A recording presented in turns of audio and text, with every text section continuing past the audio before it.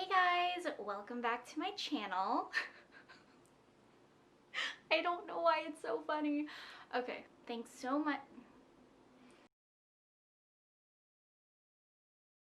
Hey guys, welcome back to my channel. Thanks so much for tuning in. If this is your first time here, welcome. My name is Sam, and today I am going to show you how I made this upcycled tie-dye sweater. Since tie-dye is the unofficial sponsor for COVID-19, I thought I would jump on the bandwagon with a little twist. It's actually made using avocado skins and avocado pits, which is wild, right? Avocados are green. This is the most beautiful, perfect shade of dusty rose, muted mauve. I can't even begin to describe how much I love this color. I want everything I own to be in this color. Tie-dye has such a special place in my heart because it was one of the very first DIYs that I uploaded to YouTube. One of my first videos was on making a pair of tie-dye shorts. Again, it just brings back all the feels. I had so much fun creating this sweater and this sweater. I don't know how much you can tell on the camera, but this is made out of a polyester blend. It's from Nasty Gal, so the material isn't like amazing. And then this one is a sweater from Uniqlo, and they were both originally white. Just through regular wear and tear, makeup, spills, they got really stained, and I was going to throw them out, but I got an email from Free People, and it was a step-by-step tutorial on how to use avocados to dye fabric. In the article, it said not to use any synthetic fibers, which is what polyester is, but the dye took really well actually. And the hue is a little bit more bubblegum pink, and this Uniqlo sweater, which is made out of 100% cotton, is more of like a muted, neutral, dusty mauve. I love how both of them turned out. I think this one's my favorite though, just because it's like, I loved the sweater before I stained it all up, and so I'm so happy that I could give it a second life, and it has a few stains on it, but I feel like it adds a little bit more personality. These were actually stains that incurred during the dye process, so I think the rubber bands that I used had ink on them and that kind of rubbed off on them, but you know what? I actually think it's super unique. Alrighty, let's get into the tutorial. So this is the before of the only thing that I did to this sweater was cut off 3 inches off of the bottom to make it a tiny bit cropped, but not overly so. And here we have a bag of avocado skins that I had been saving over the last few weeks. Apparently I don't eat as many avocados as I thought I did, because it took me a while to save up like 5 avocado skins. And I forgot to save the pits. The pits and the skins are what give off the color. But here I'm just making sure that there's no avocado left. And you know what? I didn't even do a very good job because there was a lot of avocado mush that ended up on the sweater. So if you can, you should try and get as much green avocado flesh out of the pits as possible. Here I'm throwing them all into a pot, the biggest pot that I have, and I'm filling it up with hot water to begin boiling. You'll see later this was a little too much water, but I saved it, and I brought this to a boil. I covered it and put the heat on high. And in the meantime, while I'm waiting for that to boil, I started scrunching up my sweater for the tie-dye effect. I wasn't too precious with it. I mean, you can kind of see how rigid this cotton is. Like, I could barely scrunch it up in my hands. So I needed a bunch of rubber bands.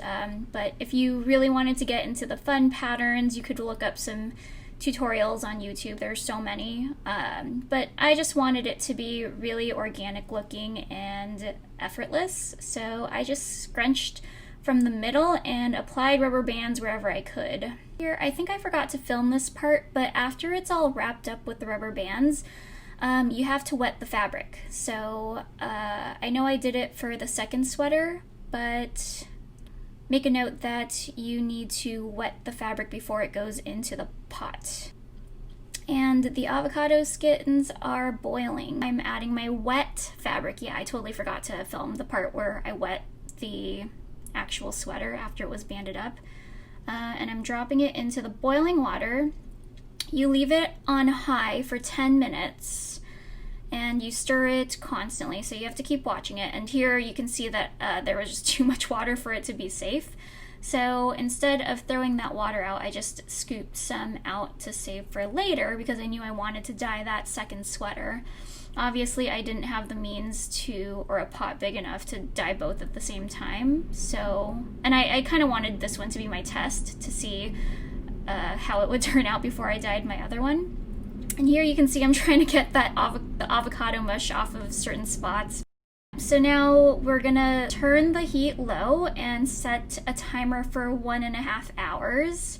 And we just let this continue to reduce. The color is gonna get deeper the longer it goes. And here we are 1.5 hours later. You can see how much the color has developed. I flipped it around a couple of times during the 1 hour and 30 minutes that it was simmering for. So now I am just going to take it off the heat and let it set overnight for 24 hours. So now it's completely cooled, and I was just checking on it to see how much the color has developed. You can see the little avocado mushy bits that have stuck to the sweater. Kind of annoying, actually.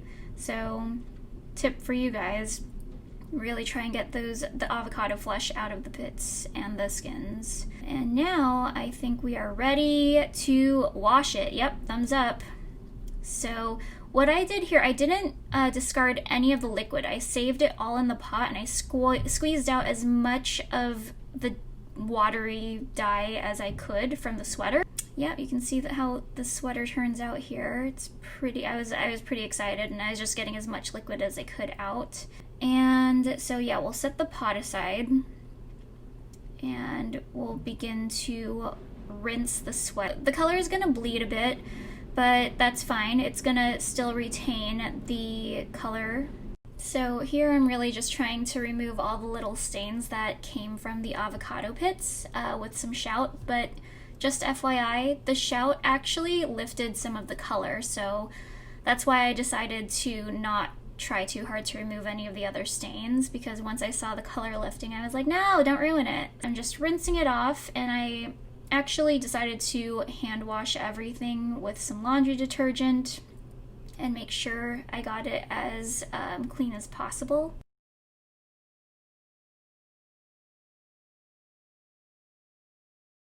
Okay, so here I am going in with the second sweater, and now I'm wetting the fabric. And we'll do the same process with this sweater.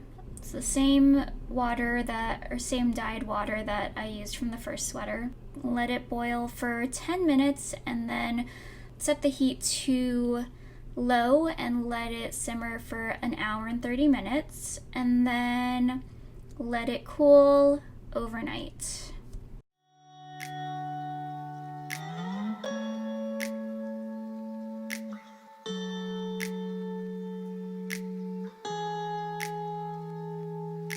I hope you guys enjoyed that tutorial.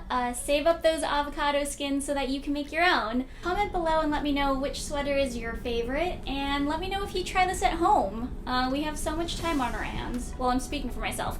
I have so much time on my hands that I would love to see what you guys make. And if you're not already, please subscribe to my channel. I will be pumping out new content every week. Bye!